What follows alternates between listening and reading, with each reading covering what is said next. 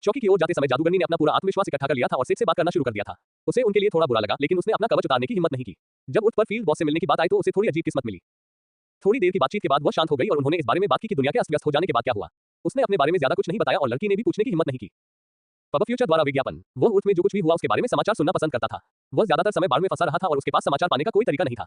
लड़की भी उसे सिर्फ शहर वाई, शहर बी और शहर डी के बारे में ही बता सकती थी। ये जिले अपेक्षाकृत पास थे और सिटी ए की तरह किसी आपदा से तुरंत नष्ट नहीं हुए थे। उसके बाद की स्थिति पहले तो काफी अराजक लग रही थी, लेकिन लोगों ने खुद को ढाल लिया। इसका मतलब यह नहीं था कि बचना आसान था। बीटा और यप्सिलन दोनों समुद्र की सीमा पर थे और उन्हें बेतरतीब ढंग से खुलने वाले पोर्टल और कालकोठरी के ऊपर एक समुद्री साम्राज्य के आक्रमण का विरोध करना पड़ा। डेल्टा उर्थ का सबसे केंद्रीय शहर और मूल रूप से विश्व सरकार की सीट उस पर्वत श्रृंखला में स्थित थी जो महाद्वीप को पश्चिम और पूर्व में विभाजित करती है। उन्हें ज्वालामुखीय गतिविधियों और राक्षसों के निरंतर आक्रमण से निपटना पड़ा। जबकि शहर वाई और शहर बी ने अपनी स्वायत्ता बनाए रखी, शहर डी ने दानव खतरे और ज्वालामुखी से निपटने के लिए क्रोना साम्राज्य के प्रति निष्ठा की शपथ ली। कई लोग जो सहमत नहीं थे वे पास के अन्य दो जिलों में चले गए। क्रोना साम्राज्य ने दानवों के साथ एक गैर आक्रामकता संधि की और ज्वालामुखी को शांत करने और नियंत्रित करने के लिए जादू का इस्तेमाल किया। डेल्टा अब दानवों, मनुष्यों और क्रोना साम्राज्य के बीच विभाजित हो गया था। अन्य जिलों से आए शरणार्थियों द्वारा बताई गई स्थिति की तुलना में यह कोई बुरी स्थिति नहीं थी। कथित तौर पर एक बड़े उपमहाद्वीप पर स्थित सिटी टी समुद्री साम्राज्य द्वारा पूरी तरह से खत्म हो गया था और सिटी जी, गामा, जार्कॉन के अनुयायियों और मरे हुए लोगों के कुछ साम्राज्य के बीच युद्ध का मैदान बन गया था। सेठ को इस समय वैश्विक स्थिति की तुलना में देवताओं की अधिक चिंता थी। क्या बहुतों का समूह शायद कोई देवता था? सेठ ने उस व्यक्ति की रुचि पाने के लिए क्या किया था? लड़कियां थोड़ी चिंतित हो गईं जब वह अचानक इस मामले के बारे में सोचते हुए चुप हो गया। सेठ ने इस पर ज्यादा देर तक नहीं सोचा, कुछ भी नहीं बदला। उसे अपने उपकरण बनाने के लिए एक सुरक्षित जगह ढूंढने की जरूरत थी और शायद वह शहर वाई में एक सिस्टम चर्च ढूंढ सके जहां वह अपने दोस्तों को एक पत्र भेजकर बता सके कि वह ठीक है। कम से कम उसे यकीन था कि वह अभी ठीक है। उर्थ में गियर की स्थिति बहुत खराब लग रही थी। यहाँ तक कि कुछ बेवकूफ भी थे जो कुछ जानवरों की तरह हड्डियों की वृद्धि और त्वचा के फ्लैप पर भरोसा करते थे। ड्रॉप भी कचरा थे, सामग्री भी असामान्य नहीं थी और उनके इन्वेंटरी में केवल जाप्तिम था। उनका एकमात्र मूल्य उनकी आत्मा थी। वाह, वह पहले से ही एक खलनायक या कुछ और की तरह लग रहा था। उसे वास्तव में यह नापसंद नहीं था। वैसे भी सेठ को लगा कि उसने ओना से सीखने के लिए सही निर्णय लिया था। अब वह उच्च गुणवत्ता वाले हथियारों और कवच के साथ एकाधिकार बना सकता था। चौकी तक पहुंचने में हमें कितना समय लगेगा? सेठ ने पूछा क्योंकि वे पहले से ही 2 घंटे से चल रहे थे। इस बार यह डरपोक पुजारी लड़की थी जिसने आखिरकार बोलने की हिम्मत जुटाई। नहीं नहीं, ज्यादा दूर नहीं, बस थोड़ा, और उसने हकलाते हुए कहा। वे आगे चल रहे थे ताकि सेठ को देखने का मौका न मिले, लेकिन ऐसा लग रहा था कि वह रोने वाली थी। शायद वह और वह बख्तरबंद आदमी किसी रिश्ते में थे। क्या वह तब से पीछे हट रही थी जब से वे चलना शुरू किए थे? वैसे इस सड़क पर आश्चर्यजनक रूप से बहुत कम राक्षस हैं। क्या कोई बहुत खतरनाक चीज हो सकती है जो अपनी उपस्थिति से उन्हें दूर रखती हो? जादूगरनी लड़की ने उसे असमंजस में देखा। नहीं, इस सड़क पर हमारे शहरों से आने वाले साहसी लोग नियमित रूप से गश्त करते हैं। चूंकि संचार व्यवस्था टूट गई थी, इसलिए यात्रा के लिए भूमि मार्गों को सुरक्षित रखना महत्वपूर्ण हो गया था। पब फ्यूचर द्वारा विज्ञापन। क्या आप सिस्टम चर्च के माध्यम से पत्र नहीं भेज सकते? अधिकांश लोगों के पास उस सेवा का उपयोग करने के लिए पैसे नहीं है और कई लोग उस चर्च पर भरोसा नहीं करते। कौन सुनिश्चित करता है कि वे हमारा मेल न पड़े? सेठ ने सिर हिलाया। सूचना युग के लोगों के लिए मध्यकालीन युग में वापस लौटना पहले से ही कठिन था। वे किसी विदेशी संगठन पर अपने मेल और पैसे कैसे भरोसा कर सकते थे? अगर कुछ हुआ तो उनके पास सिस्टम चर्च को जिम्मेदार ठहराने का कोई तरीका नहीं था। सेठ के पास इसकी आदत डालने के लिए पर्याप्त समय था। मैं अविश्वास को समझता हूं, लेकिन महंगे से आपका क्या मतलब है? क्या ये सिर्फ कुछ चांदी के सिक्के नहीं है? लड़कियां लगभग लड़खड़ा गईं। बस कुछ चांदी के सिक्के। उसने उनके उपकरणों को देखा और उस युवक को याद किया। शायद उर्थ के लोगों को पैसे कमाने में बहुत कठिनाई होती होगी और इसलिए उनके उपकरण इतने घटिया थे। ओह, मुझे खेद है, गरीब लोगों के सामने पैसे के बारे में बात करना। उसने व्यंग्यात्मक मुस्कान के साथ मजाक में कहा। यह अफसोस की बात थी कि हेलमेट की वजह से वे इसे नहीं देख पाए। दोनों लड़कियां शर्मा गईं और उससे बात करने से इनकार करते हुए दूर देखने लगी। कम से कम वह थोड़ी देर के लिए ही लड़की का ध्यान भटकाने में कामयाब रहा। 1 घंटे बाद वे आखिरकार चौकी पर पहुंच गए। ये सेठ की उम्मीद से बहुत अलग लग रहा था। उसने आधे साल से ज्यादा समय एक काल्पनिक दुनिया में बिताया था और जादुई हीरे और चिन्हों से मजबूत पत्थर की दीवारों का आदी हो चुका था। खायों, कांटेदार तारों और बिजली की बाड़ों के साथ आधुनिक सैन्य अड्डे की तरह बनी चौकी को देखना अब उसके लिए वाकई अजीब लग रहा था। खासकर तब जब सैनिक शूरवीरों की पोशाक पहने हुए थे। दोनों गार्ड प्लेट और मेल कवच के मिश्रण में सजे हुए थे और लंबे भालों से लैस थे। ये सब सामान्य स्टील का था और ऐसा लग रहा था कि यह किसी निम्न स्तर के प्रशिक्षु से आया है। सेठ अभी तक मास्टर नहीं था, लेकिन वह इस तरह के कामों का न्याय करने के लिए काफी अच्छा हो गया था। जादूगरनी ने मित्रतापूर्ण तरीके से गार्ड का अभिवादन किया। ऐसा लग रहा था कि वे एक दूसरे को जानते हैं। जब उनकी नजर लगभग 2 मीटर लंबे काले शूरवीर पर पड़ी तो वे चौंक गए। उन्हें उम्मीद थी कि वह मिलनसार युवक होगा, लेकिन इसके बजाय इस भयावह आकृति को देखकर उनका दिल टूट गया। लड़कियों ने किसी तरह का कागज दिखाया और बताया कि क्या हुआ था और वे सेठ से कैसे मिली। वे इतनी मिलनसार थी कि उन्होंने यह नहीं बताया कि उसने जार्किस्ट और उनके दोस्त के साथ क्या किया था। अगर लोगों को पता चल जाए कि वह उन लोगों को हमेशा के लिए मानना जानता है तो ये परेशानी का सबब बन सकता है। ऐसा इसलिए नहीं था क्योंकि उसने उन्हें इस बारे में बात न करने के लिए आगाह किया था। नहीं, हालांकि यह एक अच्छा विज्ञापन हो सकता है, लेकिन बाद में वह तब तक ध्यान आकर्षित नहीं करना चाहता था जब तक कि वह अपनी तैयारी पूरी नहीं कर लेता। क्या आप अपनी पहचान बता सकते हैं? क्या आपके पास कोई ऐसा कागज है जिससे आपकी पहचान साबित हो सके? कागजात, सच में, क्या उनके पास स्टेटस चेकर या कुछ और नहीं था? कैसे हुआ कि उनकी जैसी आधुनिक दुनिया अचानक इतनी वरदान जैसी लगने लगी? उसने अपना चेहरा दिखाने के लिए हेलमेट उतारा और पहचान का सबूत खोजने के लिए अपनी सूची में देखा। क्या ये काम करता है? उन्होंने पूछा और उस आदमी को अपना साहसी कार्ड थमा दिया। आप एडवेंचरर गिल्ड से हैं, बी रैंक, एस सेठ स्मिथ। क्या यह आप है? और आपकी क्लास है? पहले तो वह आदमी हैरान हुआ और फिर उसके चेहरे पर एक मुंह मुस्कान तैर गई। हाँ, मैं सेठ स्मिथ हूँ और मैं एक लोहार हूँ। हाँ, मजेदार है। अब मुझे मेरा कार्ड वापस दे दो कृपया। लेस देन डिंग, लाल भूमि का स्वामी तुम्हें देख रहा है। ग्रेटर देन, क्या इस बार उसने क्या किया था? कोई दूसरा भगवान या जो भी उसे देख रहा था? क्या होस्ट ऑफ मेनी ने उसके लाइव स्ट्रीम को देखने के लिए कोई पार्टी आयोजित की थी या कुछ और? क्या भगवान दुर्लभ नहीं होना चाहिए? वे उसके पास क्यों इकट्ठा हुए? हो सकता है कि उसकी आभा जो फील्ड बॉस को आकर्षित करती थी, अब पूर्ण विकसित देवताओं को आकर्षित करती है। पब फ्यूचर द्वारा विज्ञापन। संपर्क टॉस साइट में दान करें।